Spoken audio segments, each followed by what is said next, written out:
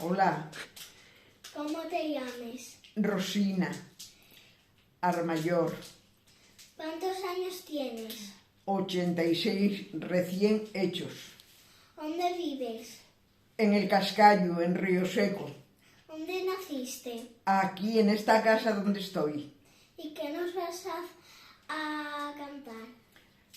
No cantar, no. Un villancico para el niño Dios.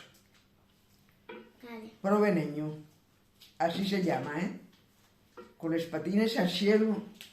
Vi ayer tarde un rapacín más dulce que un caramelo. Y era un neño pero gracioso. Cuando el provín se reía, facía unos furaquinos metidos polos papinos que al velos daba alegría. Que faces, niñín, y dixe, tiraín en eses palles? Non ves que estás blandiquín y les espaldines malles? Non ves que xe la cayó? Tapa ese cuerpín bendito, tápate, niñín, por Dios. Y sin mirarme siquiera ni a pestañear o mi gallo, fue pedrica la pobreza. Yo por mí iba con él, pero quizá dióme el sueño y faciéndome les cruces dixi pa mí, prove neño. Gracias.